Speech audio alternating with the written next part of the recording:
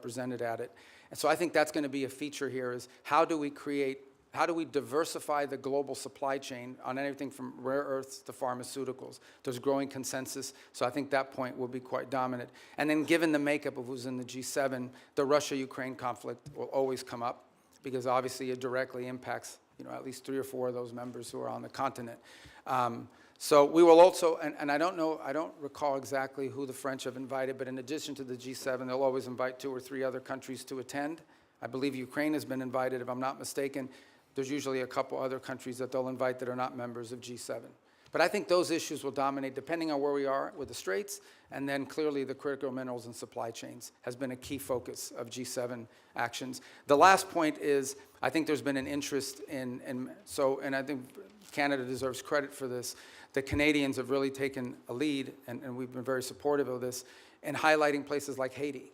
And as a result of these G7 meetings, we've actually had a number of countries in the G7, including Japan, step up and contribute to the effort there.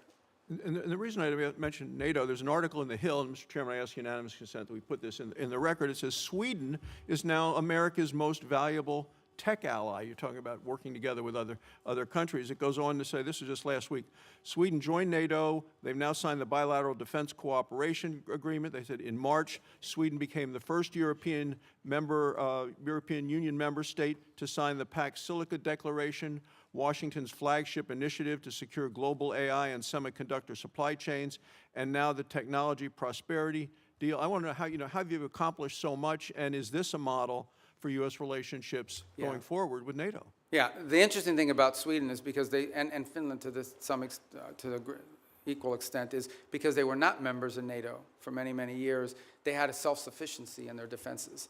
And so now that they've joined, they've actually added to the equation. I'm not here to beat up on any specific country, but generally speaking, the countries you added to NATO were countries that needed from NATO. Sweden and Finland have actually contributed because they brought their own defense industry, their own advanced technologies. So they've been a great partner. They've been an extraordinary partner. We were just there because we had the NATO foreign ministers meeting in Sweden, and it was phenomenal. And I think that Sweden is a great ally and a country that we're continuing to find a lot of synergy and cooperation with, especially on the field of technology, but also on defense. I mean, they have their own defense industrial base, which is an impressive defense industrial base. I wish every country in NATO had what they have, but I understand why Sweden has it.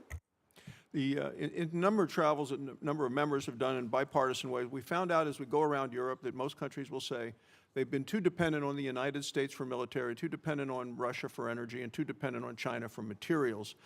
This administration has really made these nations step up to do what they need to do in terms of putting the money forward in defense. So I want to know what the next concrete steps we can do in terms of making some of the pledges of moving from 2% to 5%, making sure that they deploy the military capabilities. Yeah, well, I mean, look, some countries are on track to do that, others are not. Let me just speak about it in general terms. There's a real challenge. On the one hand, they've made these pledges that they're going to increase their defense spending and their defense capability. It actually has to be on defense. That's the first thing.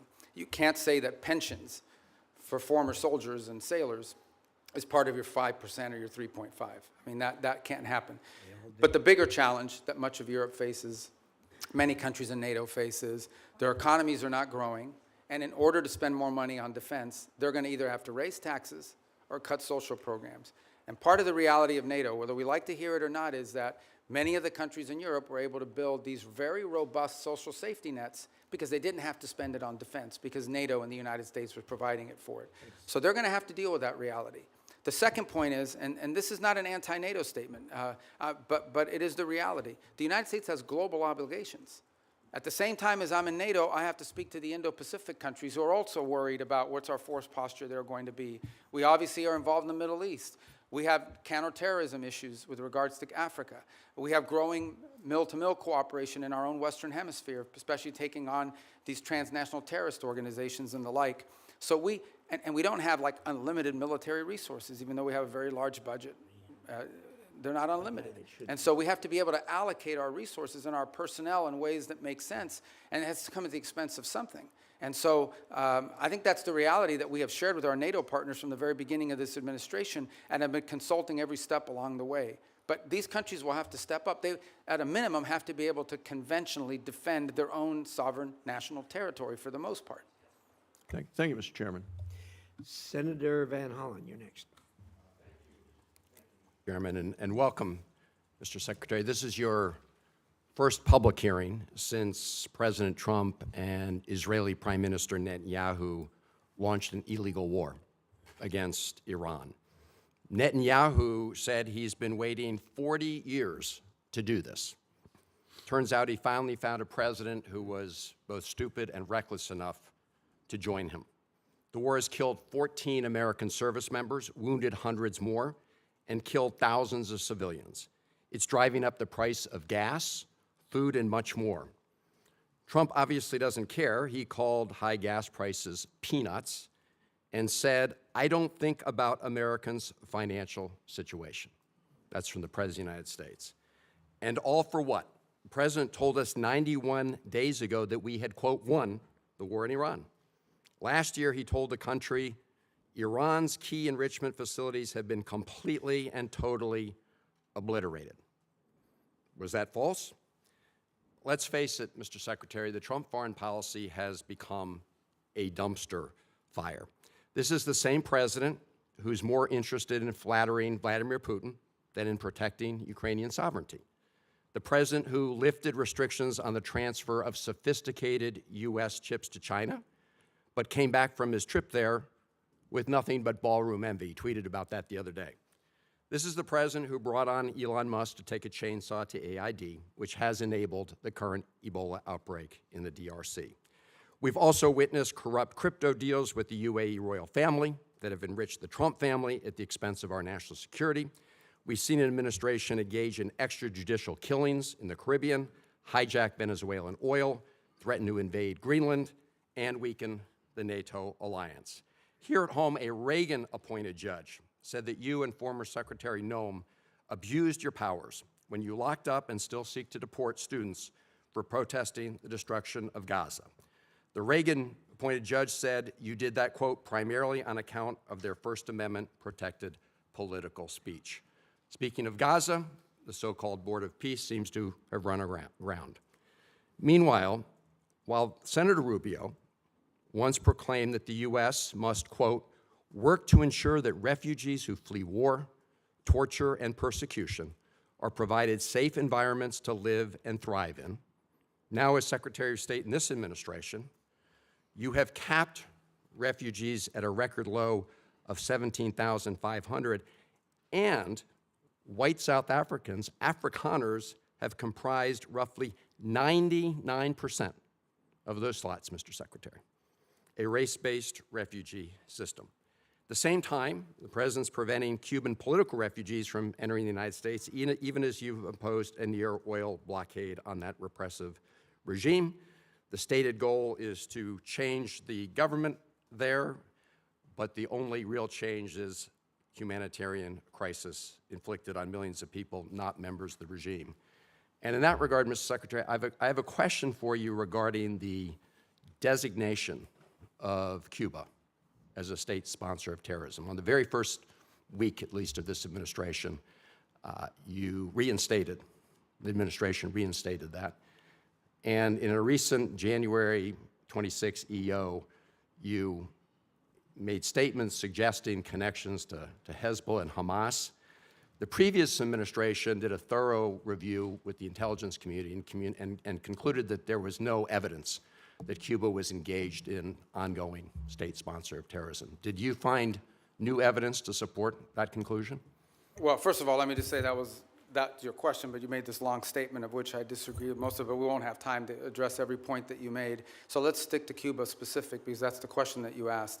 Cuba has sponsored terrorism, and it's been supported groups. For example, virtually every left-wing, radical, violent terrorist group in the Western Hemisphere has at some point relied on support from Cuba. The ELN, the FARC dissidents, including them, have been involved there. We also know, for example, that Cuba continues to host a pretty substantial collection intelligence sites on behalf of the Chinese and the Russians. But you look at the region and you look at all of these leftist Marxist terrorist organizations, all of them, in many cases, got their seed money from the Cubans. Mr. Secretary, if I can move on. I noticed you did not answer my question, because my question specifically related to whether there was new evidence to support that conclusion. I can just tell you— Why would I need new evidence?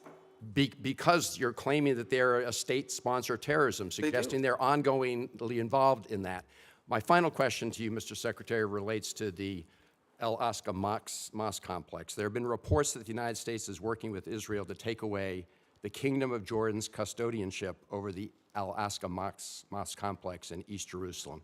Can you confirm today that there's no... I'm not even aware of those reports. There are reports, so I was hoping you could confirm. Is that like a media report, or? There have been several media reports. Ah, well, you know the media is always accurate. No, they're not, and that's why I'm getting... Yeah, no, I've never even So heard if that. you That's the think first time I even hear anybody discuss that. All right, well, I'm glad to hear that, Mr. But we have a great relationship with Jordan, you know, and we're very helpful. So I've just never heard that before. You should, I don't know what article you're referring to, just give it to me, I'll look at it. I'm happy to. Is it a credible website, or? I'm glad to hear you say, Mr. Secretary, there's no truth to it. I've never heard that discussed by Thank you. anybody.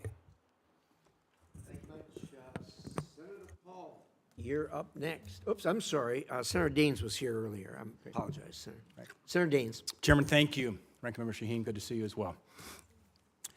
One of the underreported successes for your diplomacy and this administration is what's happened to the peace agreement, a landmark agreement between Armenia and Azerbaijan. I know, Mr. Secretary, you just were in the region most recently.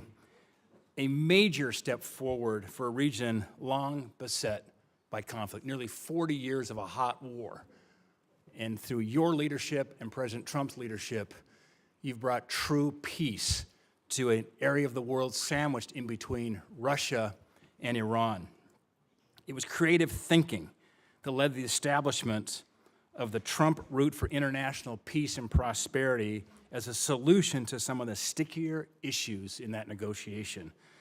The program promises to be a boon, not only for Armenia and Azerbaijan, but also many neighboring countries. As Brzezinski once said, talking on the global chessboard, his book, that Central Asia is the wine bottle and Azerbaijan's the cork. You uncork the wine bottle, suddenly you've got oil and gas and critical minerals flowing back towards the West instead of to Russia, to China, and to Iran. Mr. Secretary, can you tell us a little bit about how you plan to implement the TRIP framework agreements and deliver major economic benefit to both the United States in a very historically troubled region? Thanks. Actually, as you said, I was there last week. What was it, Tuesday maybe? We signed the TRIP agreement between the U.S. and Armenia, and this is, you described it as a corridor, which I know it's the anchor of a peace agreement with Armenia and Azerbaijan, and that's critical, but it's much more than just the anchor of a peace agreement. It really has the opportunity to revolutionize Armenia's strategic location and become a central hub for trade in the region.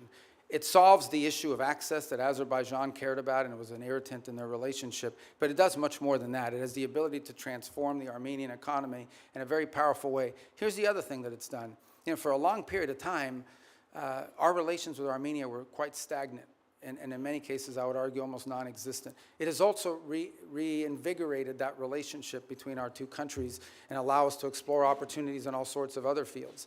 So we're involved in that very heavily now. We literally just signed the agreement, and it will allow us to drive and hopefully incentivize U.S. private sector investment in this corridor to the benefit of American companies and American interests, but also to the benefit of Armenia, Azerbaijan, and other regional countries.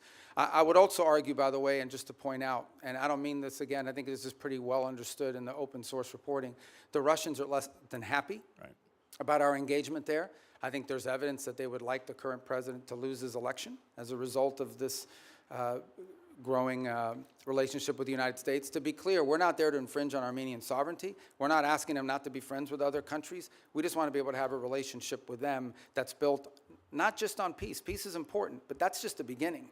It's the economic opportunities that it provides. There are American companies and American workers that will benefit from it, but the Armenian people will be the ultimate beneficiaries of this corridor opening. Just remarkable, and we were there together, in fact, last August at the White House when President Aliyev of Azerbaijan, Prime Minister Pashinyan of Armenia came to sign that agreement with President Trump's leadership. To think a Shiite Muslim country, Azerbaijan, and Armenia, one of the oldest Christian countries in the world, came together to sign a peace agreement was truly a breakthrough. And so it's an underreported story, in my opinion, Mr. Secretary. I think we need to get the story out. This is a critical geopolitical problem that has been definitely remedied by the leadership of this administration. Yeah, I mean, the key, Senator Daines, is going to be execution. Like, you can sign an agreement, you can have the things in place. We now have to make sure we are focused on driving it.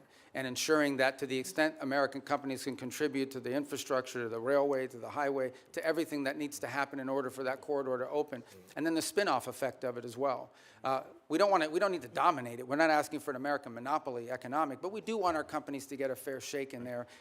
And by the way, partnering with Armenian companies in many cases, so it becomes mutually beneficial. Secretary, before my time runs out, I want to bring up one very important final point. As you well know, I've been spending a lot of time over the past few years working with our friends in Central Asia, across the Caspian there, with the 5 Central Asian countries. Things are progressing well thanks to your engagement and encouragement and President Trump's.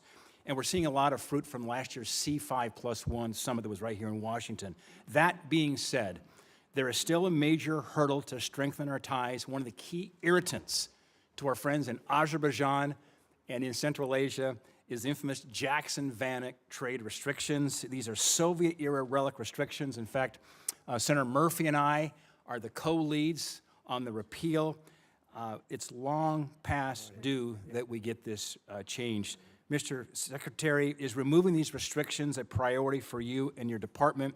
And removing them have a significant impact on our relations with Central Asia? Yeah, it's a detriment. We'd like to see it removed, and I think you should talk to the chairman and the ranking member about putting it on the agenda with you guys. They're right there. You can tell them. But It's finance. oh, it's finance. You don't have Finance committee. jurisdiction over that? It is. That's my job. And Mr. Secretary, There- Finance. Well, that's good. That's what I little do too. It's not my job. It's and our encouragement from our friends over in the House will be helpful. We'll work with you on that, Mr. Secretary. you should But get it thank you. passed. I mean, Thank you. look, We it need would to be get very done. helpful. Yeah, it would be. Thank you. absolutely. First of all, let me say that I absolutely concur with the Secretary and Senator Daines with you, and I've talked to the President about this, as you know, and I have actually talked to the Chairman of the Finance Committee, who I know relatively well, and we actually have a plan for going forward, and you and I are going to meet on that here pretty quickly. I'm glad I have friends in high places, Mr. Chairman. Thank you. But no, you're absolutely right on that, and it's just in the queue. So, with that, let us go to Senator Coons.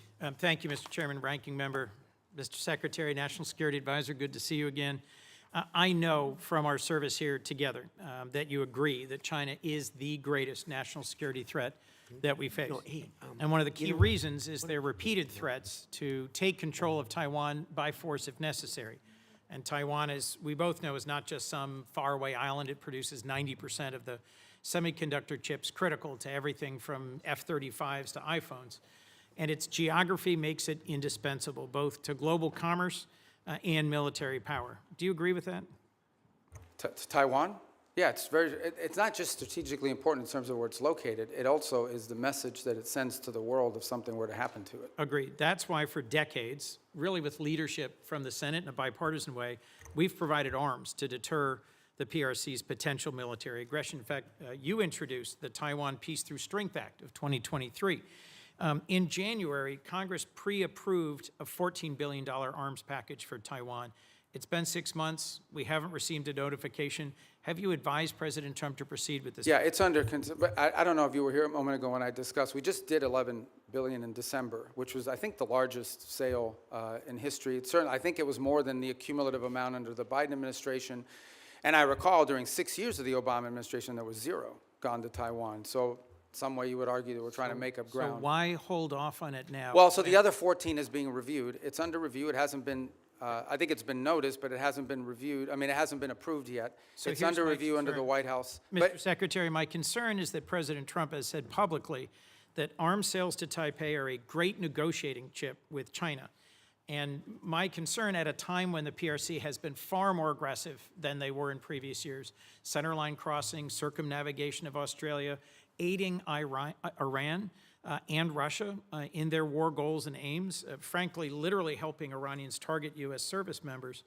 I respect the importance of our having an open negotiation and relationship with the PRC, but in the meetings you were in Beijing, did the president offer to condition arms sales to Taiwan in order to placate Xi Jinping? Well, look, I'm not going to discuss what was the president's words in a meeting and not. Suffice it to say that, you know, that specific question you just asked, that's not the context in which the president has raised this in the past.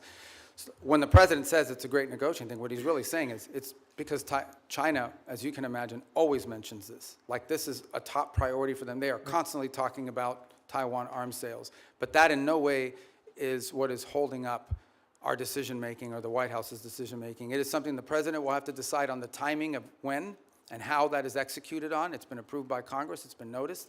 The money's available. And as I said, we are just coming off the heels of a very large sale in December of last year. So there are a variety of reasons why these things don't happen immediately. Well, I'll just assert, Mr. Secretary, that there is more reason than ever for the administration with congressional support to continue providing robust military capacity to Taiwan, given that the PRC is more and more regionally aggressive. You also introduced and passed legislation in 23 prohibiting any president from unilaterally withdrawing from NATO. I assume this was because you recognize that our alliances are a key advantage against Russia, against China, against other adversaries. Do you still consider Article 5 an unconditional commitment? Yeah, so let me address that holistically, if it's okay, because I think we have time to do it. First of all, you're right. I have, throughout my entire career in the Senate, and through much of my time now in this administration, been a supporter of NATO. I see its utility. The key, and I'm just being honest with you when we talk about this, one of the key arguments that I would always use on behalf of NATO is the fact that it allows us basing rights that we could use in a contingency operation in a time of conflict, in a time of need, that we just have had. So when you have countries in this alliance, because understand, at the end of the day, we are providing basically the defense backbone of an entire continent of rich countries. These are not poor countries, these are rich countries. And the utility of NATO for us is that it provides these basing rights. Now we are living in a world in which some of these countries, I point to Spain as an example, openly brag about how they've denied us the use of these bases. And so if the core rationale for us being in NATO, if what we get out of NATO is the ability to use bases, and then we have members of that alliance that are basically denying the use of those bases in a contingency, let's it be calls clear them about to that. question the entire thing. Forgive me, I have one more question I want to make sure we get to. Is it not true that some of the challenges in our NATO relations have only come after President Trump threatened to seize territory from a trusted and reliable and No, I don't think contributing that's partner? fair. Yeah, I don't think that's fair. I think he publicly said both. I know, that but I don't he would use think- tariffs to coerce Denmark into giving up Greenland. Yeah, but just to tell you, look, if you go back and study the history of it, NATO tensions and debates within U.S. or whether we should be in NATO, in the 1970s, it was the reverse. It was the administration trying to stay in NATO and Congress trying to get us out. Yes. I happened to see a speech, I don't know, they were playing it after he passed away on C-SPAN, Jesse Jackson at the 1988 Democratic Convention calling for the United States to get out of NATO. I So was these there. debates over NATO, you were at As that? was Joe Biden. Oh. Joe Biden didn't support that position then, and I don't support that position now. But Let my me move point to is a that last these debates question, about Mr. NATO have been Secretary. ongoing for a long time. There's about 1,100 vetted Afghan allies being held at Camp As-Salih in Qatar. And that includes 400 children and 150 family members of currently serving active duty U.S. service members. They've been stranded there for a year and a half. And there is talk of sending them either back to Afghanistan into the waiting arms of the Taliban or into war-torn and now Ebola-infected countries like the DRC. And these are people who they or their immediate family members served alongside U.S. soldiers at great risk. Can you commit to working with me and others in this body to support the relocation of these vetted individuals to the United States, especially those who are family members of currently serving U.S. soldiers? Yeah, I can't, first of all, as you know, we're under an executive order now after the National Guard attack here, and so that happened last year. So we can't admit any Afghans at this point into the country. That said, you just pointed to them being sent back to Afghanistan. Our goal, we've worked on this, and we'll work with you on it, Please. is we have talked to multiple countries. Now, I don't know of any single country that's going to take 1,000 people, but we've talked to multiple countries about taking several hundred of these people and allowing them to move to a safe location. As you know, we are operating under not just those restrictions, but broader restrictions about immigration into the United States after 25 million people entered this country illegally over a 4-year period leading up to this administration. president just but I'll work raised- with you to find the right places for them to go. We want that to happen. The president just raised the refugee cap exclusively to allow Afrikaners into our country. I would welcome a chance to work with you to find safe third countries for these Afghans. And I frankly think we ought to be revisiting our refugee policy, because the refugees who've come into our country in the past are the most vetted and often the highest contributing. As you know, my childhood church hosted a South Vietnamese family, and seeing the 5 of them become great Americans, entrepreneurs, contributors, It is refugees from oppression overseas, whether from Cuba or Venezuela, Vietnam or Afghanistan, who have long contributed to the United States. Thank you, Mr. Secretary. Senator Paul. I'd like to revisit for a moment the boats that were blowing up in the Caribbean and the Pacific that referred to as drug boats. I think it's interesting that the 3 secret criteria we're using to blow up the boats doesn't include whether they have drugs on board. I would like to add that the statistics from the Coast Guard also say that when we interdict alleged drug boats in the historic way, the way we've always done it, about 1 in 4 don't have drugs. We make mistakes. We see something suspicious about the boat, we stop them, and they don't have drugs on board. I would also like to add that drugs is not a criteria for blowing up the boats that are called drug boats, but neither is arms. So in order to blow them up, we don't have to say that they're armed or have drugs, and I think a lot of people would have questions, which I still do. I am glad to hear today, though, that the administration and the negotiations are willing to trade sanctions relief for removal of enriched uranium. I've said for a long time and argued for a long time that sanctions in and of themselves rarely, if ever, are of any value. I've yet to see any Chinese behavior that's changed because of sanctions. I've yet to see any Russian behavior change because of sanctions. I've really yet to see any Iranian behavior change because of sanctions. However, sanctions do have some leverage and ability to exact change if you remove them. So the removal of sanctions might actually have some hope. So I support the administration in this. Now, there are many Republican critics who have been vocal on the airways recently saying, oh, no, we can never negotiate with them. These are terrible people.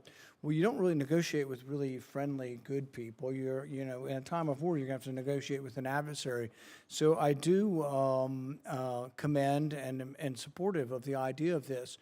And the other thing is it's very verifiable. You don't have to wait for verification. You could say the trade sanctions end as soon as we get the 440 kilograms of enriched uranium. Now, it has to be dug, I guess, some of it from under a mountain of rubble, but at the same time be very verifiable. But what I would argue and what I would advise is that you really, why not offer everything? Offer all of the relief of virtually all of the sanctions if you get it. Now, you can wait if that's what you want, is the enriched uranium out and a promise. Now, the rabid hawks will argue, well, we're not going to negotiate with terrorists. We're not going to negotiate with bad people. Then they'll continue to have enriched uranium, and they'll continue to enrich uranium. So I do think that the argument that there hasn't been a military solution to this is largely proven by the fact that even though we've militarily obliterated their military, all of that is true. It's as Fred Ickley wrote in Every War Must End, that military victory doesn't always translate or lead to political resolution or to things that you want done. What we really want done is no more enriched uranium, and you don't enrich uranium, you give up on these hopes. But I would say that as we are looking at trading sanctions, you say there's some you can do on your own, there's some that are congressional. I would be bringing in the leaders in the Congress who can give up on these sanctions and hopefully try to get their voice saying yes, if they will give up. Because if you give up a few piddling ones that that won't change things, that the White House says you're voting to do, and you still have all these congressional sanctions, if you're on the other side of that equation, you might say, we're not giving up the one thing we think is leverage, the enriched uranium, for maybe a little bit of sanctions relief. So I would say really go all in on it, because it would be verifiable. You don't have to wait and prove it. You would have to prove in the future whether they're enriching. But I think that is a good step forward, but it's also important for people to have a discussion of what diplomacy is, and that diplomacy doesn't always have a bad name. And frankly, I'm glad to hear that the administration is negotiating, and I wish you luck. And I'd love to hear your response in general. Well, first of all, the president's made clear the priority is Iran can never have a nuclear weapon. And what do they need to have a nuclear weapon? They need a couple things. They need the ability to enrich, that has been substantially destroyed but could always be rebuilt over time. And the second is the ability, and highly enriched uranium, that's 60%, that could quickly be enriched to 90% weapons grade. The second point you make is about sanctions. So that's the goal here. And the sanctions, first of all, there's a combination of sanctions. There's sanctions that block direct sort of activities that generate revenue. And that's problematic beyond the nuclear program because they also use this revenue to fund sponsors, to sponsor terrorism like Hezbollah and others around the region. And then there's the frozen assets, which are related to sanctions, but these are Iranian assets that have been frozen that they don't have access to. So what I would argue, and again, I don't want to get ahead of myself because we're not engaged in this conversation with them yet, but if you get into a situation in which the reason why there are sanctions are because of the nuclear program, and so if they comply with what we're demanding on the nuclear side of it, zero enrichment, get rid of the enriched uranium, they're complying with these things, then I think that's the place where the frozen assets could be discussed. The more they give, the more they would get. I think ultimately we will still face other challenges related to Iran separate from the nuclear program, like what they use their money on, which is to sponsor Hezbollah and to sponsor Hamas and to sponsor terrorism around the world. But on the nuclear question, which was the president's been focused on now, no nuclear weapon program, the sanctions that are directly related to the nuclear program, the more they give, theoretically, the more they should be willing to get. What they're not going to get it as a down payment. They're not going to get it as a signing bonus.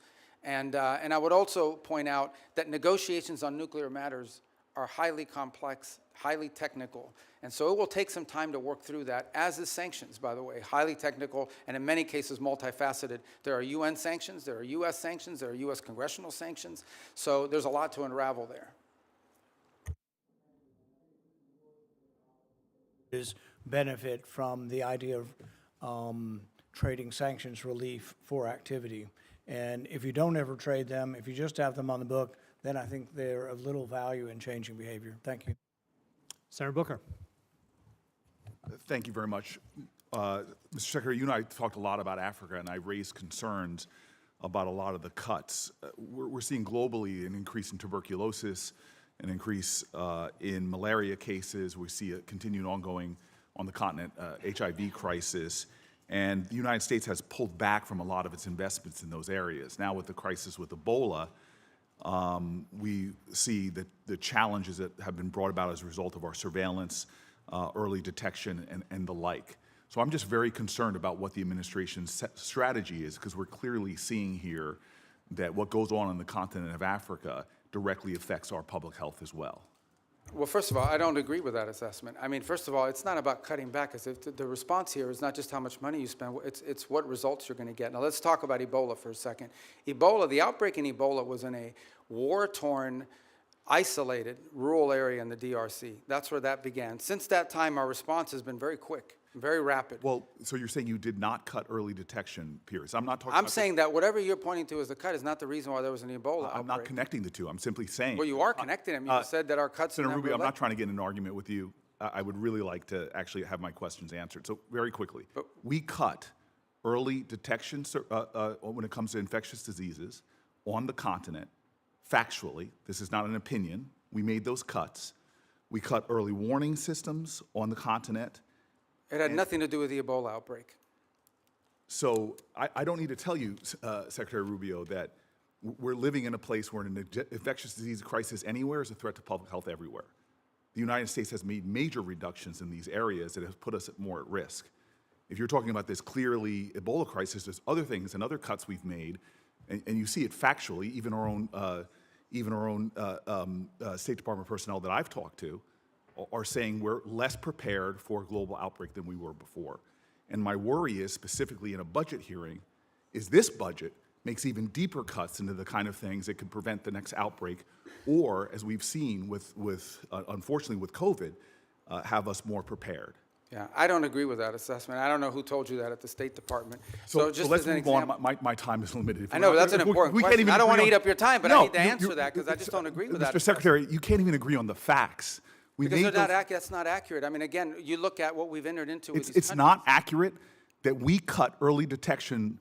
Because those have all been repurposed in different arrangements that we now have with these countries. As an example, when Well, we I would like, for the record, because we're not going to cover it in my short time, if you're telling me we are as prepared or more prepared before the Trump administration came in, I'd like to see the facts. I think when these reforms are finalized, which we're on the verge of doing, we're actually going to be better prepared. We are responding today faster, not just to humanitarian crisis, but to outbreaks than we were before. We are responding in some cases within 72 hours, are able to move funds to task, which you weren't able to do in the old system. And we're also building the capacity of Mr. these Secretary, nation states through Mr. these Secretary, compacts. may I please reclaim my time to shift gears? The Strait of Hormuz, I was listening to their conversations you had with some of my colleagues. we've now seen the strait closed for months, and you explained that we're going to see an opening of the strait, and that ultimately the exchange we will get for that is after that fact we will release certain sanctions.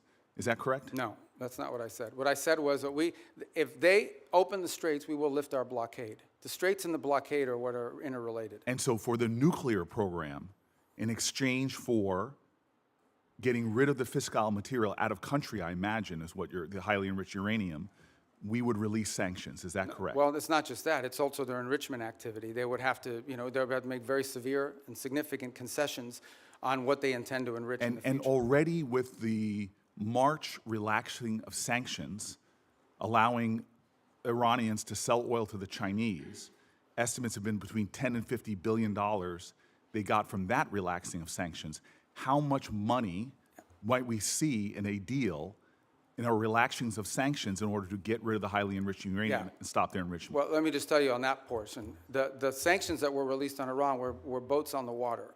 And so that oil was already out in the marketplace. It was sold at market rates, but the sanctions covered, and to the extent we've been able to enforce them, we have the revenues of those sales. So yeah, the Iranian oil was unsanctioned so that it could be sold, but the revenue would have to flow back to blocked accounts, which our sanctions were able to go after. We've also seized, I believe, 6 vessels in the Indo-Pacific that involved Iranian sanctioned oil on top of it. So that wasn't necessarily a trade. They didn't get $50 billion directly as a result of. They might have gotten some of it. They certainly didn't get the majority of it. They are now losing hundreds of millions of dollars a day in revenue because of the blockade. And the blockade exists because of what they're doing in the straits. Right, and I guess the conclusion I have, and my time's expired, is that the Strait of Hormuz was open before this unjustified war.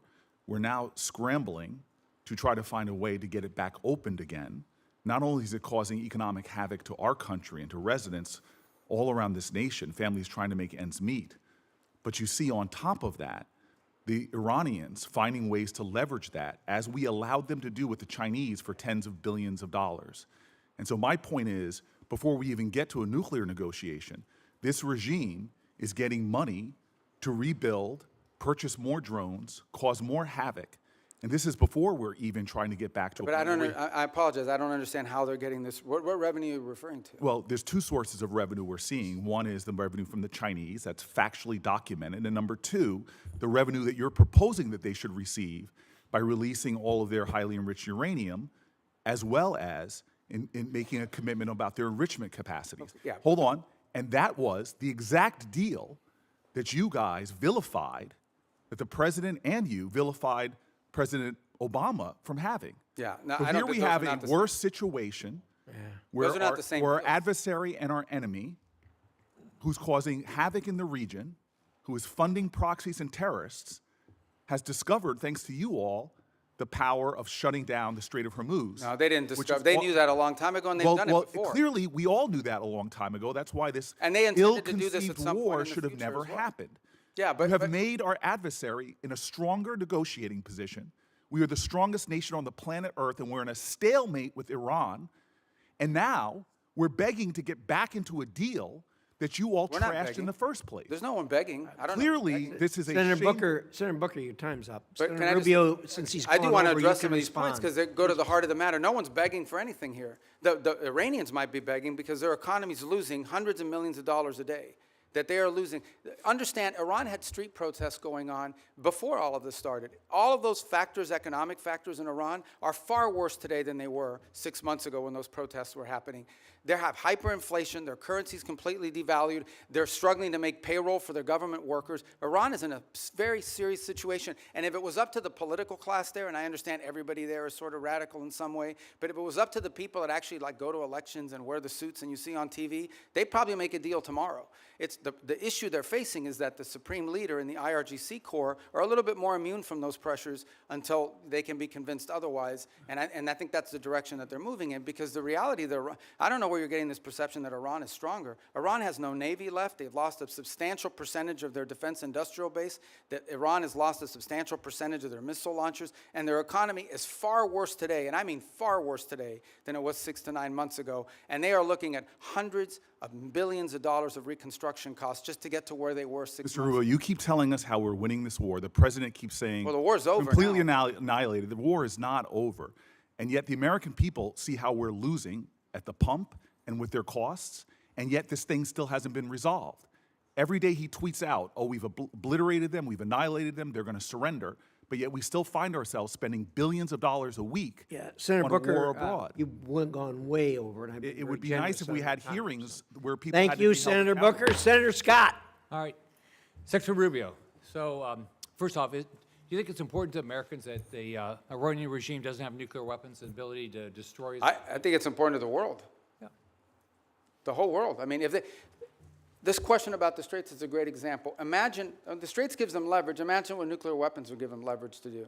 At that point, they wouldn't even have to announce that we're controlling this. They would just say, we control the Straits. There's nothing you can do about it because our nuclear weapon will allow us to do it. You will have to pay us a toll for using an international waterway from now on, and you can't do anything to us militarily because we'll blow you up with a nuclear weapon. That is the leverage that they were trying to build. If they ever got a nuclear weapon, not only would they have a nuclear weapon, not only would they control the Straits, they would be able to act with impunity because you wouldn't be able to touch them. You wouldn't be able to do anything about them. I want to thank you for what you're doing. Let's talk about Latin America, which is, as you know, important to a lot of people in our state. So thanks for what you've done with both Venezuela and Cuba. Let's do Venezuela first. I think every Venezuelan I know is appreciative of what's happened with Maduro. And I know you have a three-step process to get to democracy there. Can you talk about where you are? I mean, I know you've busted your butt to try to get Delcy Rodriguez to do the right thing. We still, unfortunately, have political prisoners not released. We still have oppression. So can you just talk about the process you're going through? Well, first of all, I remind everybody, what's today, the 2nd? So it's literally been 5 months. Right. Like, I know it seems like it was 10 years ago, but it's been 5 months. And I think Venezuela is in a better place today and in a better trajectory today than it was 5 months ago. Now, is it where it needs to be? Is it where it needs to ultimately wind up? The answer is, of course, no. Ultimately, in order to truly transition, they have to have multi-party, free and fair elections. But the conditions for free and fair elections are the following. First of all, you have to have a free and open media.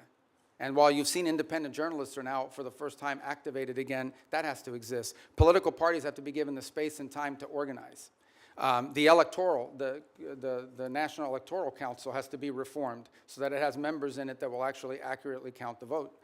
You have to have certain conditions in place. I'm not telling you that's 5 years from now, but it's been 5 months, so I want to be relative to that.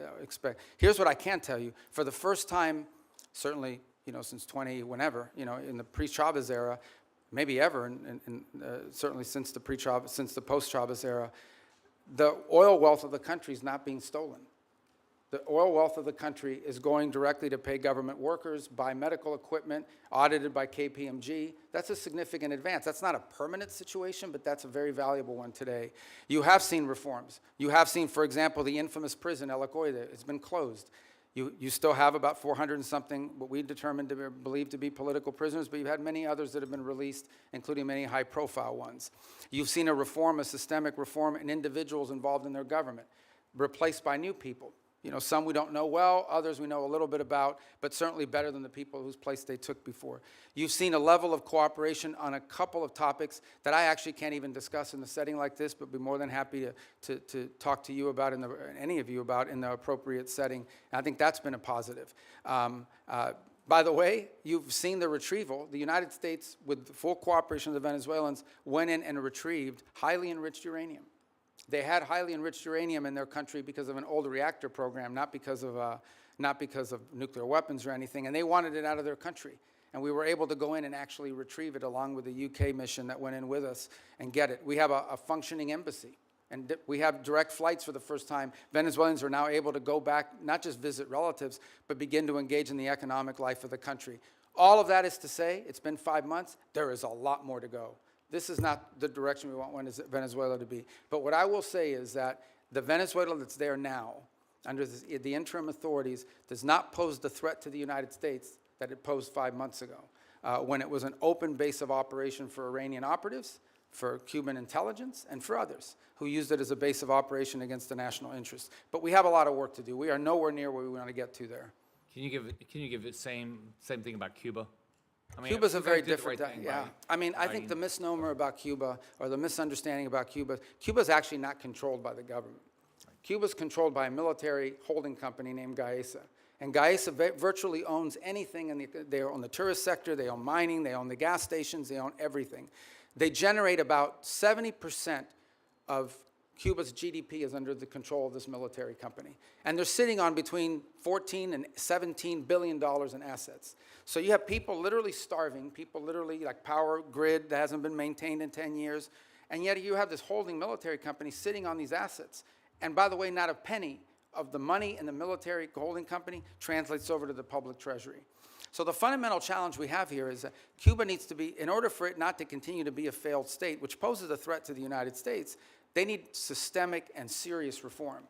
They need to have economic reforms, and the question is, can they possibly reform, given the people who are currently in charge, both of Gaesa and of their government? And I think the answer is they can. I really don't believe this system is capable of reform unless new people take over or a new mindset takes hold. Now, we've engaged in conversations with them. We've offered them what I think needs to happen in order for their economy to recover. And that's the last point I would make, is I think somebody raised this issue of oil blockade. Cuba was having blackouts well before January 3rd of this year. They were having blackouts for years. And they were having blackouts for two reasons. Number one, no one will give you free oil except Maduro. That's what's changed here. What's changed here is they're no longer getting free oil from Venezuela. And number two, the main reason why they have energy blackouts is because they didn't invest a single dollar back into their plants, back into improving their plants. And they could have bought this equipment from any company in the world, but they didn't invest in it. Instead, they invested it to build tourist hotels that now sit empty because there's no tourism into Cuba. So Cuba's a little bit more complicated than Venezuela, but it's a mess. Thanks for what you're doing. Thank you, Mr. Chairman. Secretary Rubio, I trust you're familiar with then CENTCOM commander and future Secretary of Defense Jim Mattis's famous quote about the importance of funding our foreign policy apparatus. In 2013, in response to a question from the now chairman of SASC, General Mattis pointed out that if you don't find, and I quote him, if you don't fund the State Department fully, then I need to buy more ammunition ultimately, end quote. Unfortunately, despite his service in the first Trump administration, the second time around, you seem to have taken the message as a blueprint rather than as a warning. The budget that you're presenting today cuts the State Department by about a third, after you previously tried to enact steep cuts and eliminations last year, many of which were already rebuked by Congress on a bipartisan basis. Time and again, this administration uses our military as a first tool of choice, manufacturing new crises and new conflicts that worsen the situation for folks abroad as well as for American people back here at home. And now you're here to justify a budget request that further undermines our diplomatic apparatus, the tools and professionals that are critical for not only preventing crises before they begin, but those who will be responsible for negotiating our way out of Trump's war of choice in Iran and whatever other nightmares he dreams up with. So based on how this administration has conducted itself over the last year, our adversaries are learning that the United States is not a reliable negotiator. They're learning that we will quickly turn to using force before working to alleviate crisis points and prevent war. I'm very concerned that that in turn increases the risk of our adversaries jumping to use force first, increasing risk to American citizens and American interests around the world. We saw that instinct for the military option in the Caribbean and in Venezuela. And now we're seeing threats of it in Cuba while we're still engaged in the Middle East, where President Trump is blowing a shocking amount of money and failing to uphold his solemn duty to put our service members at risk only for the most serious and imminent national security threats to American people. Mr. Secretary, you also wear the hat of a national security advisor. So with both that hat and as Secretary of State, do you agree that this administration has spent more on Trump's war in Iran than you are requesting today for this entire State Department budget request? Yeah, I can't speak to the Department of War would have to speak to you about the money and what they calculate are the costs. I can't give you an accurate answer on that because that's not the thing that I look at. I would think you would have some insight because you are our national security Well, I've advisor seen the also. testimony that Secretary Hegseth and others have conducted in front of their oversight committees, but I don't want to give you an answer that's not accurate. Okay. So. Well, this week, let me put out some numbers that I have. This week, the cost of President Trump's illegal war of choice against Iran are likely to balloon past $35 billion by the rate from DOD's own May calculations and surpass your FY 2027 budget request of $35.1 billion for the State Department and related programs. That's an astonishing figure, worth repeating. In just 14 weeks, President Trump will have blown through as much, if not more money in Iran than he thinks Congress should spend on U.S. diplomacy for the entirety of the next fiscal year. This administration's distorted priorities have unfortunately revealed some stark lessons for our allies and partners as well. The United States' use of force first will make them less secure, as they'll be caught in the crossfire, left scrambling to protect themselves and their people. Mr. Secretary, do you agree that under Operation Epic Fury, our allies and partners in the region have expressed concern about their security and the threats that followed from this administration's uncoordinated actions? No, I think our allies in the region have been very cooperative, some obviously very aggressively cooperative, like the UAE as an example. Kuwait's been fantastic. Obviously, no country likes to have their oil and their energy infrastructure hit, but I think it's a reminder to them of the threat that Iran poses. And the one lesson when this is all said and done is it's reminded them of, despite all the friendly talk that you've seen in the past, how dangerous Iran is to their own interests, how the billions of dollars Iran has spent, despite sanctions, Iran found the money to build drones and rockets. Okay. And luckily, we've taken a lot of them out, but they still have some, and they still have the ability to launch My question is about our allies in the region expressing concerns, because, you see, public reporting in early May revealed that Saudi Arabia denied U.S. basing and overflight related to Trump's ill-conceived plan to escort ships through the Straits of Hormuz, and they're still not supportive of this risky tanker escort plan. And the Strait is still worse off today than it was before Trump initiated this war. And that doesn't even touch on we the don't wider face any, global lessons being learned by our allies and partners. We don't face home any from the Shangri-La dialogue, where I heard from folks across the Indo-Pacific and especially in Southeast Asia, who are being hit hard by the same rising energy costs that are devastating American communities. And frankly, this administration insists on using military force as a first resort instead of a last resort, no matter the deadly cost of self-defeating impacts. Your budget request here would sadly perpetuate that trend and undermine the roles and responsibilities that you should be fulfilling as Secretary of State. Thank you, Mr. Chairman. I yield back. Okay, I didn't get to answer any of that. I didn't ask you a question. Well, she didn't answer the question. She just wanted me to answer? Can I answer anyway? I didn't ask him a Okay. question. Well, but she made a bunch of points. I get to answer them, right? First of all, I don't understand this thing with let me tell you, we were just here, maybe you weren't here, we were just talking about it. We did a peace deal with Azerbaijan and Armenia. We just signed the trip agreement yesterday, actually, or last week we signed it. Last night I officialized it. That was diplomacy. That's great, but the Trump administration has still blown through more money in 14 weeks do I get to talk than this entire budget that you're requesting. Senator Duckworth, I'm going to let Senator Rubio reply to the statements that you made at his request. Yeah, that's. But we've got a hard stop at 12:30. Okay, but I know, but she said a lot of stuff. I get to answer some of it. All right. So the first is the second is India-Pakistan. We ended that war. We were involved in helping broker that. Thailand, Cambodia. That's diplomacy.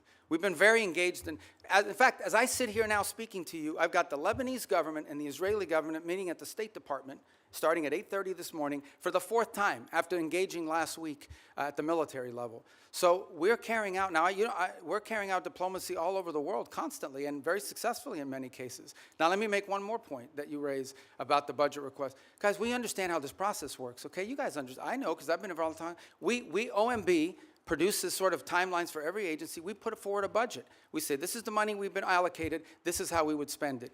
There is a congressional process, which I'm sure you're aware of.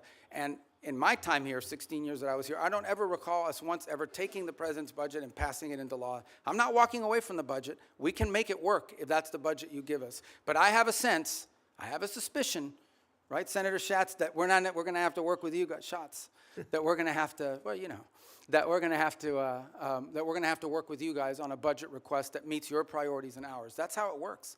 You guys are the appropriators. We have to work within we will tell you what we care about. We will tell you how we're going to spend the money. But ultimately, you will provide us a spending bill, and we will work through those parameters. But we have given you what we can live with. We can make it work.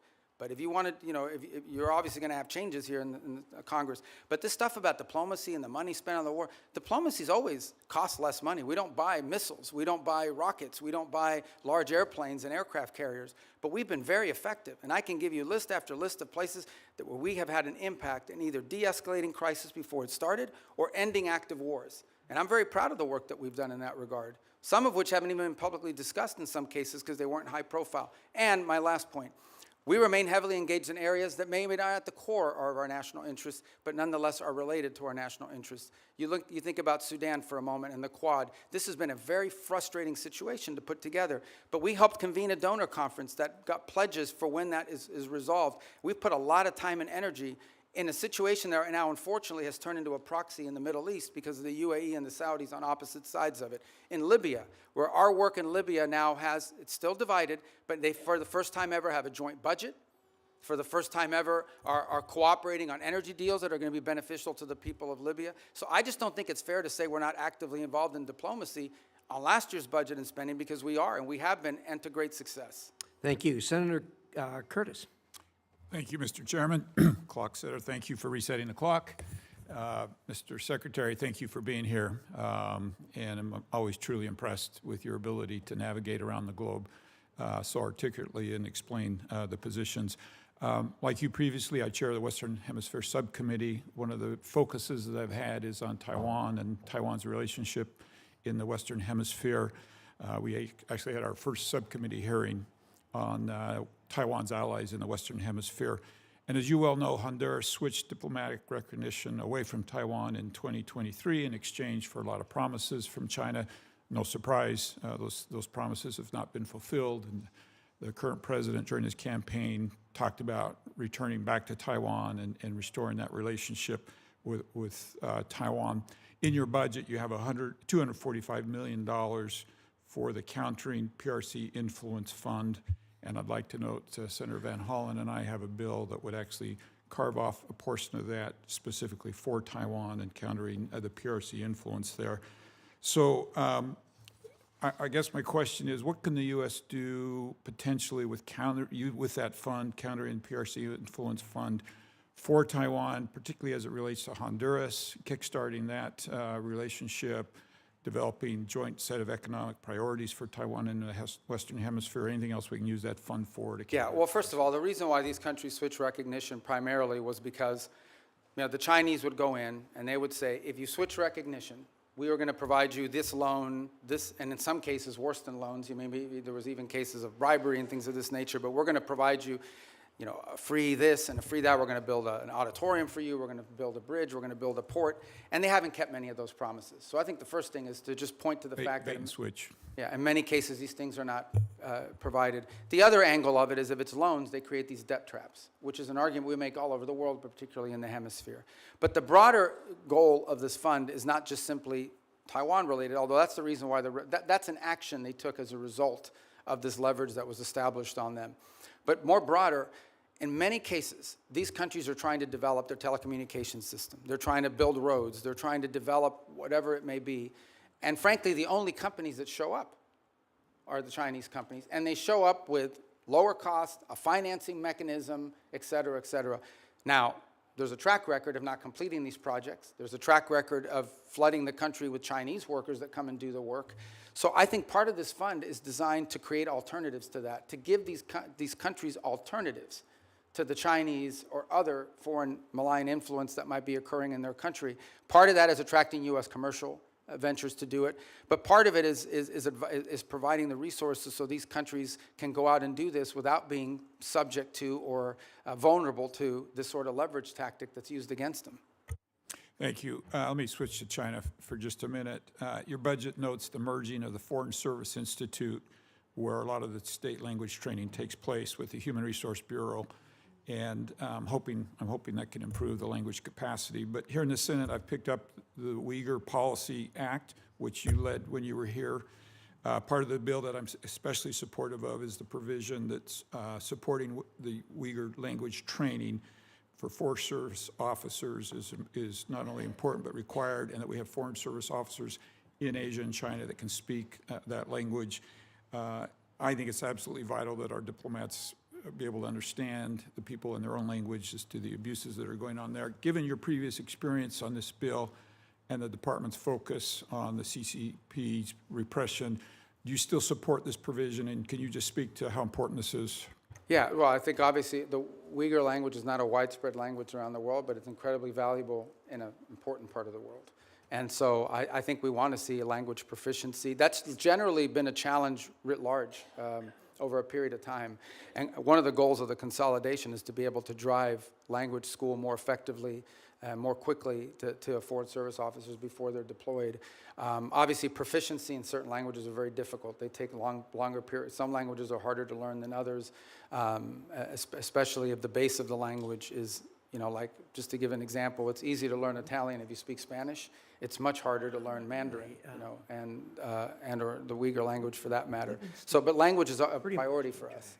And it's one that, by the way, in our recruitment tools, is one of the things we also look for is whether potential candidates already bring an existing second or third language, which is a huge benefit. Yes, and just very quickly, you want to clarify, use this opportunity, the president had a tweet about speaking with Hezbollah yesterday. Do you want to clarify for people what happened and Yeah. anything that you'd like? Well, we received communications via the Lebanese government and the speaker over there on behalf of Hezbollah as early as Sunday about that they would restrain from attacking Israeli territory if Israel did not take new strikes in Beirut.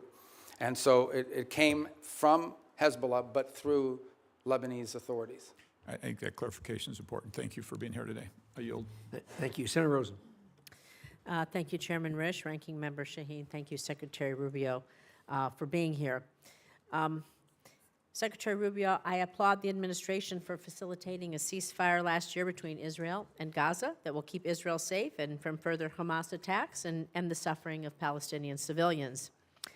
But I have serious questions about transparency, about the funding for the so-called Board of Peace in light of recent reporting that suggests donor funds have been deposited into a private J.P. Morgan account with no independent transparency mechanisms in place.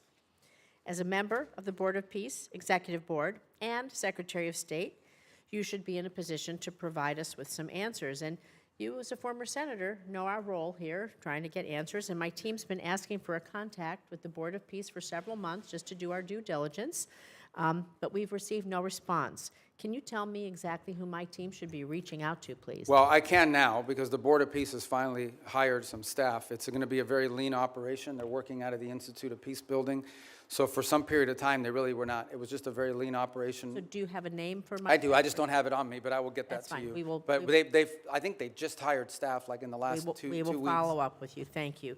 I have a few other questions. Can you tell me how much money is in the World Bank administered Board of Peace Fund? Do you have a? I don't have the answer because there's not U.S. dollars that have flowed. These are donor funds. So can you tell me how much money is in the J.P. Morgan account? Yeah, but again, those are not Who has U.S. the- government accounts. Those are Who has oversight? Well, that's the key here. That ultimately the oversight over the funds of the Board of Peace will be done, and especially when it comes to U.S. dollars, will be done by you in Congress. We have not committed those funds there yet, although we've made a pledge until they've stood up the Board of Peace administratively. Congress will have oversight ability. Thank you. Well, on the U.S. dollars. Of the U.S. dollars. Can the money in the J.P. Morgan account be used to compensate the president or his family or anyone directly? No one's connected talking with about the doing that. president?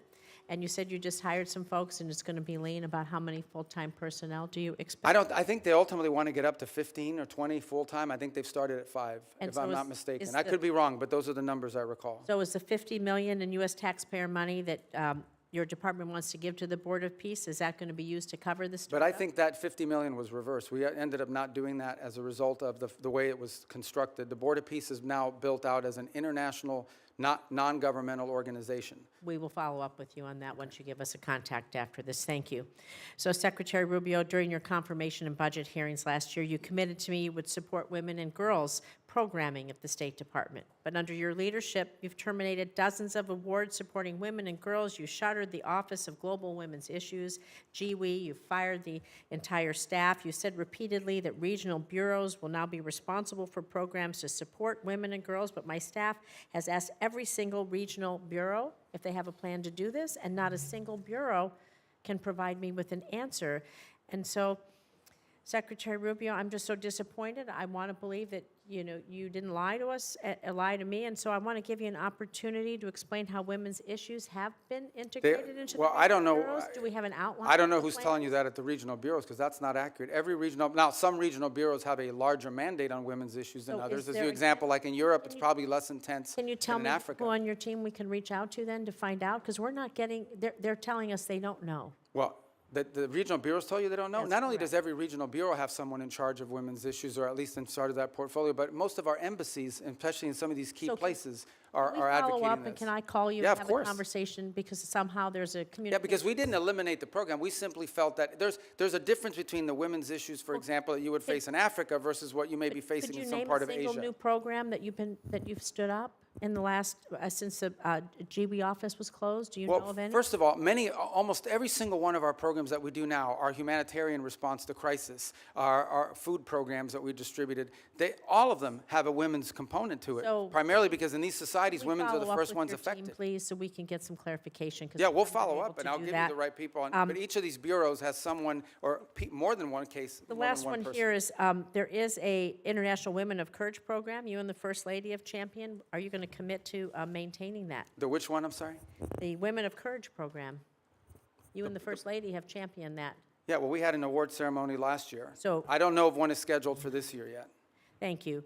With the remainder of my time, I'd like to remind the American people that as the Secretary of State, your main duty as America's chief diplomat is to maintain our relations with foreign nations. This is why I was shocked to see that you were at a party with President Trump in Miami instead of accompanying Vice President Vance to Pakistan for negotiations. What party was I at? I was at a party? It's publicly reported, and there's photos there. But In what fact, party? Steve No, Witkoff but and you're going to Jared say that. I'm going Kushner- to answer it. I'm going to answer But that let me question, because finish that's an my absurd statement. As I was soon not as at a I party. finish my paragraph, All right. he can answer. Because people are going to In fact, slander me, I'm going to answer Steve it. Witkoff and Jared Kushner, both of whom were never confirmed by this body to be America's diplomats, accompanied the vice president in the negotiations. Even Iran's foreign minister was not there, yet you were not, was there, excuse me, and you were not. I just feel that's embarrassing for us, and it's embarrassing for you. So, Mr. Secretary, Congress represents the American people. We have the power to confirm who represents America abroad. We confirmed you to be our Secretary of State. We confirmed you to be in the negotiations that are happening. And it's just unthinkable to me that you are missing high-stakes negotiations or that you're not involved. It's sad to see Senator you Rosen, excluded. Thank your you. time's up. Yield back. Okay, But so let me just Senator, Secretary Rubio. should You're have the 100% opportunity to inaccurate reply. and 100% wrong. Here's why. Number one, the Vice President of the United States was there, and he wasn't confirmed by us, and he was elected by the American people.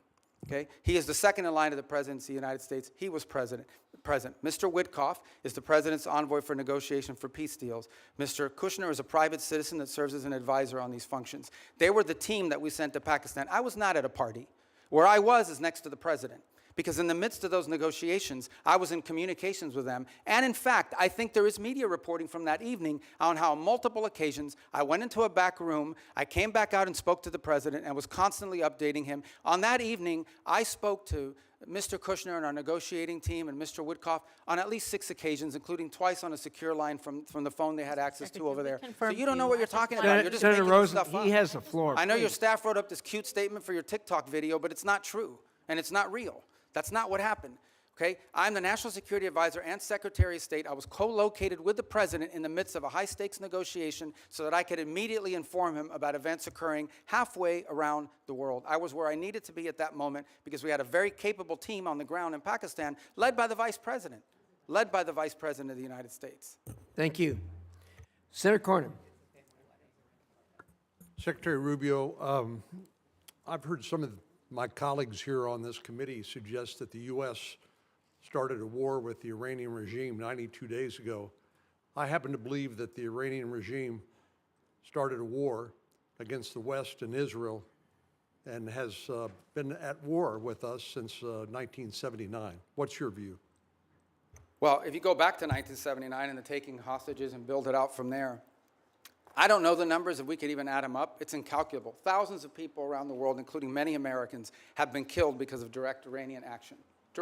All the IEDs, those roadside bombs that maimed and killed our soldiers, were all the mastermind work of the IRGC for decades.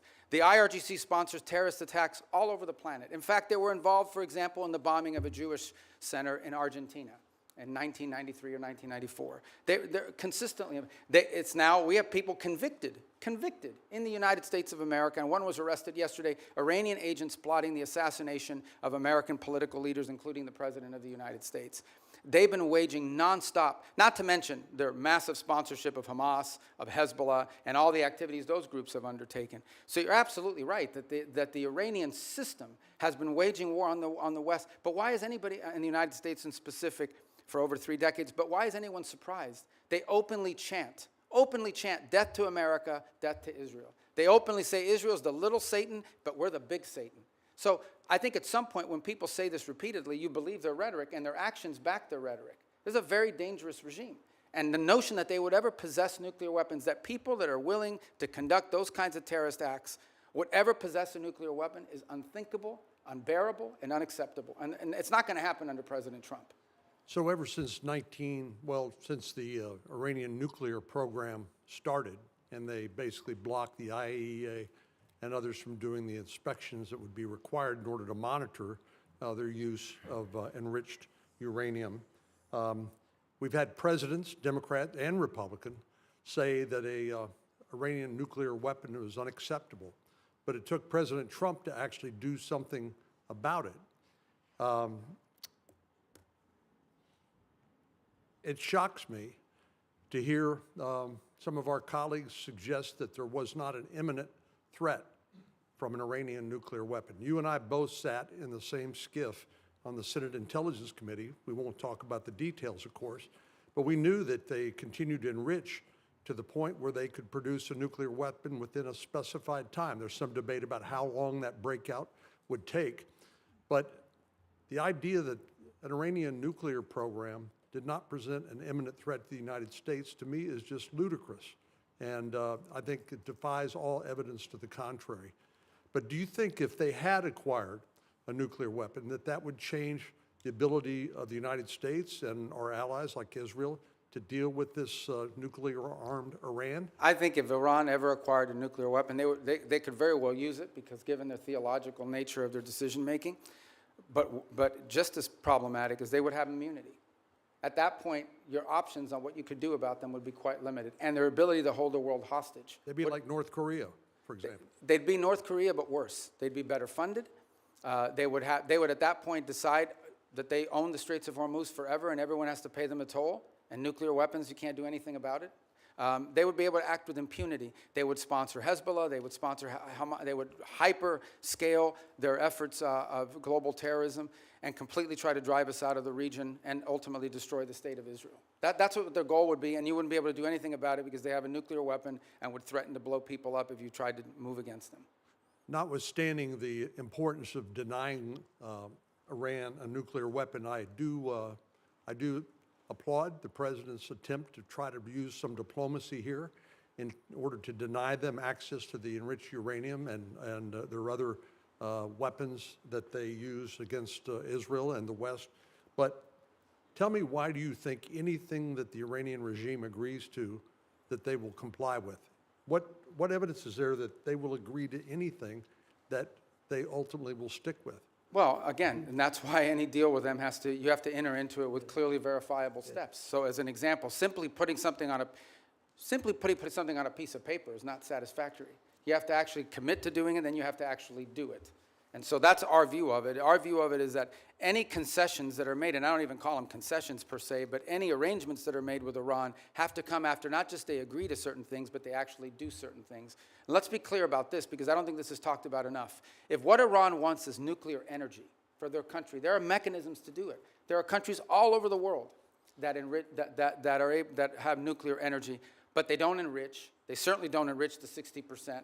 They don't do it hidden in a mountain, deep buried underground somewhere. If what they want is nuclear energy, they can have it. There are mechanisms for them. The problem with Iran is not that they want nuclear energy. The problem with Iran is that everything they do is consistent with the activities of a nation that seeks to develop a nuclear weapons capability. Thank you, Senator. Senator Schatz. Thank you, Chairman. Secretary, thank you for being here. Tomorrow, I'm going to have you in the Appropriations Committee, and we'll walk the list that we talked about a couple of weeks ago on a conference call, so I won't cover that. I want you to sort of answer the China watchers who saw that visit to China and saw that NVIDIA is now going to sell H200s. I understand that's not our highest technology, but it's better than what China has, and that's why people are worried. And that, I mean, it's pretty plain that the president violated one of the 6 assurances. I understand that the ambassador and you and others have sort of followed up to kind of smooth the edges, but I mean, it's pretty clear. He says, we discussed arms sales in great detail. It depends on China. It's a very good negotiating chip for us. So what do you say to China watchers who say they got some pretty good deliverables and we didn't get much? I don't see the trip, there were some deliverables, the purchase of additional Boeing aircraft, which of course is beneficial to the Chinese as well, but helps our company, some of the agricultural concessions. But the trip was largely, for the most part, about the fact that the two largest, most powerful countries in the world have to have direct interaction with one another.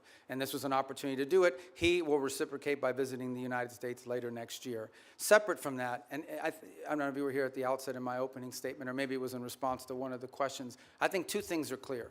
Number one is that we're entering into a period of strategic stability that I think serves the interests of both countries, because the last thing we want is a largely destabilizing event in the Indo-Pacific. But the second is that there are clear differences of priorities. There are clear irritants in that relationship that are longstanding and that are going to be long-term. As in, critical minerals dependencies, things of this nature. So it's one of those relationships that's going to require very deft diplomacy and mature decision-making. Sure, and this is why I like our engagement. Like, that makes sense to me, but it seems to me that if the main objective is to kind of touch gloves and initiate conversations, then why give away any of the things that they're already seeking in exchange for essentially nothing? I mean, you're basically saying it's better to talk than not to, it's better to engage than not to, it's better to be in a period of stability than not. I agree with all that. I just don't understand why we would want to sell them our second best chips, and why we would start to at least complicate the question of our assurances regarding Taiwan. I'm going to move over. We're going to stay in the Asia-Pacific region. The Marshalls, the Philippines, and Tuvalu have declared a national emergency on their energy situation. South Korea says its energy crisis is a war-like situation. You've been around a long time on this committee and now as secretary. It is always the case that something in the Middle East undermines our ability to project power in the Asia-Pacific region. But it's not just a question of opportunity cost and attentional challenges. Now we're talking about our allies in the Asia-Pacific region really taking it on the chin with energy costs because of the Strait of Hormuz. What do we say to them? Just hang in there? Yeah, no, a couple points. It's one of the steps that we've taken and some of the things that we've done around the world, whether it's the release of strategic reserves, whether it's not popular, but, we got questions about here earlier today, but making available for a limited period of time both Iranian oil on the water, though they don't enjoy the revenue of it, and some of the Russian oil on the water as well. The third point, though, that this points to is a much deeper one, and that is that while the Straits of Hormuz provides about 20% of the global oil supply, it is probably 80 or 90% of the supply in the Indo-Pacific, given the geography and so forth. So one of the things that I think is going to come about as a result of all this in the long term is more diversification in where they're going to get their energy from, including from the United States potentially, certainly with Japan and some other countries in the region will benefit But you know from that. the sort of project It takes timeline, time. It all takes time. So Understood. that's like cold comfort if you're running a country and your gasoline and your fertilizer and all your input prices just skyrocketed because of President Trump's decision to go to war with a country clear across the world. But see, and I understand your point, but I also think in all these questions, we're getting a lot of questions about us. I don't think it's fair, because ultimately, the people who have closed the Straits of Hormuz are Iran, and they're doing so in violation of every international law you can imagine. The Chinese are against it. Everyone is. We have, I think, a record number, 140 co-sponsors at the United Nations on this resolution that hasn't come up for a vote yet to condemn what they're doing and to reopen nobody's the Straits. defending what Iran is doing. I think what we're saying is this was not just predictable, it was predicted. This was what everybody said. You don't have to be some expert in foreign policy. You don't need to get into a skiff. You could literally put this into an LLM and say, what'll happen if we take kinetic action against Iran? And the first thing that would pop out is, well, they'll probably close the Strait of Hormuz. So it's really shocking to me the degree to which this administration expresses shock that the thing that everybody said was going to happen ended up happening. But here's the point I would make on that, in that the reverse of that is, so that the alternative is to say, well, then we have to go ahead and let Iran develop a nuclear weapon, or they'll close the Straits of Hormuz. I mean, at some point you have to take action on this situation, understanding there'll be a reaction to it, but it cannot be. Iran will always have the ability to threaten the Straits. You don't need much sophistication to, if you threaten commercial vessels and shooting them, they're going to stop moving. Dropping mines, by the way, it's not just Iran that can do it. The Houthis could do it in the Red Sea, and they're not nearly as large as Iran is. I think this is a more fundamental challenge, and that is, are we now forever limited doing it? Do we just have to let Iran go ahead and develop a nuclear weapon because of their threat to close the Straits of Hormuz? That's an untenable situation. Secretary Rubio, thank you. But I'll see him tomorrow, so don't worry. You didn't. Yeah, okay, that's good. Tomorrow's approach. I know we're supposed to have a hard stop at 12:30, but. No, we'll do it. Senator Let's go. Cruz has been patient. I hope you'll give us. Only because it's him. One We'll do more it. bite Let's of go. the apple. Thank you, Mr. Chairman. I will say, Mr. Secretary, since you left the Senate, I've been obliged to serve Cuban coffee in my meetings because you left me as the only Cuban American left behind. So come by if you want a cafecito. Let me start by saying that President Trump's decision to strike Iran was the most consequential decision of his second term as president. And I want to commend you, I want to commend the president and the entire administration on the extraordinary success we have seen. In less than 40 days, the United States has utterly and completely destroyed the military and nuclear infrastructure that the Iranian regime spent nearly 50 years building. Every day that passes increases American leverage. Iran is weaker, poorer, and more isolated than it's been in decades. The president has laid out 4 red lines for any resolution to this military conflict. Number 1, that there be zero enrichment by Iran. Number 2, that they hand over all of their enriched uranium. Number 3, that they stop funding terrorism worldwide. And number 4, that they open the Strait of Hormuz. I agree with all 4 of those red lines. Do you agree with those red lines, and how achievable do you believe they are in the coming weeks and months? Yeah, you stated the poor positions the president has taken accurately, and the entire administration is supportive of it because that's what we take our directives from the president, and personally during my time in the Senate, these would be consistent with my thinking. I would only reverse it in the following order. The Straits of Hormuz, it would have to come first because what they're doing there is unlawful and illegal to begin with. That has to open immediately. And that has to open immediately in exchange, not for anything else other than us lifting the blockade. We have a blockade on Iranian oil leaving. And the reason why we have a blockade on Iranian oil leaving is because they closed the straits. If they open the straits, and by open the straits, understand what we're saying. It's saying you're not going to threaten to shoot at commercial vessels of civilians and create ecological disaster. That's what they're doing. It's unlawful, it's illegal, it's outrageous. Every country in the world condemns it. If they end that, we lift the blockade. Then we enter into the second phase, which is the nuclear question. On enrichment, they don't need to enrich. If what they want is a nuclear energy program, they can have one without enrichment. And it was somebody the other day, a few questions ago, I forgot who it was, said that what we're working on is similar to JCPOA. It is not. JCPOA would have expired this year. And it allowed them to keep all the enrichment equipment that they needed. And clearly that equipment could get them to 60 and 90% because they've done it to 60% as a result of it. So it would have to deal with that question. And it would have to deal with the highly enriched uranium that they currently are in possession of. There's no reason to have, the only reason to have 60% enriched uranium is to turn it into 90% enriched uranium and put it into a weapon. So those remain, and on the sponsor of terrorism, absolutely. To the point where I would argue, for example, it's one of the interesting things that's happening, and I know Senator Shaheen has a great interest in Lebanon.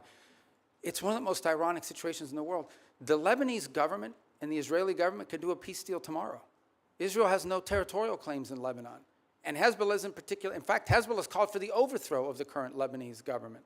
The impediment in Lebanon is the fact that Hezbollah has embedded itself into that country and is the reason for all the suffering that's happening there right now and all the suffering that's historically happened. Entirely funded, entirely controlled by Iran. There is no Hezbollah without Iran. There is no Hezbollah without Iran. I mean, there might be a political movement with ideology, but they don't have a bunch of rockets, they don't have a bunch of weapons without Iran. They are a complete, total proxy of Iran, and that's the kind of activity that needs to be. I want to come back to Hezbollah in a moment, just focusing for a second on Iran itself. For some time, I have urged the administration, I've urged Israel to arm the protesters in Iran. I don't think it is fair to expect the Iranian people to stand up, protesters to stand up with rocks against soldiers with machine guns. Are we arming the protesters, and should we be? Yeah, I'm not aware of any program to arm civilians in Iran to overthrow their government. I mean, there may be other countries doing it or other elements doing it, but certainly not the U.S. government. All right, let's go back to Hezbollah. So you spoke with the Lebanese president, Joseph Aoun, over the weekend. You know, the State Department sent out an email to journalists shortly after your call in which the State Department, a spokesperson, said, quote, Iran wants to prolong the conflict in Lebanon so it can claim credit for saving the day. I have to admit that didn't strike me as accurate. I don't think Iran wants to keep the conflict going in Lebanon. I think they desperately want Israel to stop killing Hezbollah. Do you agree with that? Yeah, I think the point I was trying to make is that we are trying to view the Lebanon-Israeli talks as separate and distinct from Iran. And what Iran wants to do is mix it all together. Because Hezbollah is not legitimate. There's a government in Lebanon. That's who we're dealing with. And Hezbollah is not their equal in terms of who we're going to be dealing with or who needs to be in charge. So the point we're trying to make is that is what Iran is trying to stymie. They are trying to stymie any effort in which Israel and Lebanon can work together and prolong it so that if an arrangement is reached at some point in the future, they can claim credit for having forced it through leverage. And that's why you see, for example, Hezbollah agreed to a ceasefire about a week ago and then immediately violated within hours. You would agree every Hezbollah terrorist that the IDF kills makes America safer? Well, Hezbollah is a danger to the United States. There's no doubt about it. I think the question is, how do you do that? And how do you achieve the objective of demilitarizing and defanging Hezbollah while at the same time strengthening the legitimate government of Lebanon, and particularly the president and others? That's been the challenge there for a very long time. That remains the challenge now, of course. The capabilities of the LAF are not where they need to be.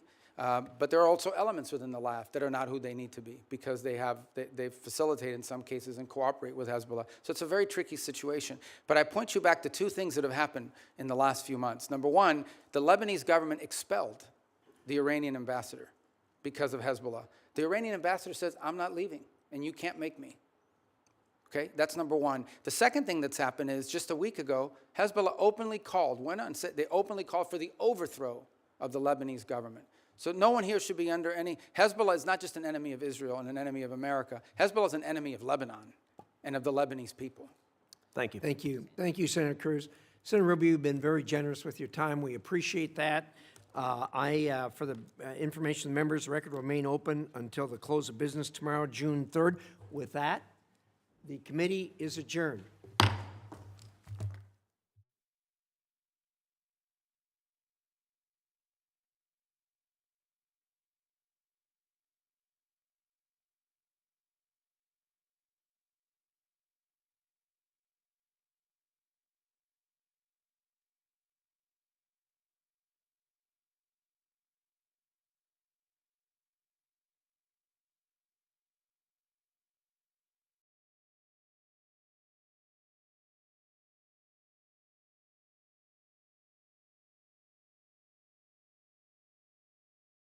Ça pas veut dire m'pa pon.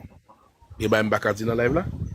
OK, mais c'est juste pour qu'à traiter si toutefois tu es malade avant nous faut rejoindre ti moun. Ça gè alors bon tout bon vérité ça parce que ça arrive en pile l'autre ti moun qui fait quand dans fena qui fait face à la réalité ça. M'gè doit prendre aujourd'hui peut-être ça pour une semaine, 2 semaines, 3 semaines ou l'autre ti moun yo. Nous avons pris ça, nous mettons yon côté, accompagner yon servant, nous gagnons nos pour voir si toutefois, vous avez une maladie qui t'a bien été traitée. Bon, au grand pile maman, un pile papa qui a gardé là. Yo un ou yon ti moun qui langage vraiment explicite et ou son ti moun peut-être très bientôt pas jamais connaît qui doit représenter pays peut-être non pas quel bon autre domaine. Et je dis à maman ça, yo papa ça qui a gardé là. Et ou gon mot veut dire? Qu'est-ce que ça veut dire? Maman, s'il vous plaît, aidez-nous.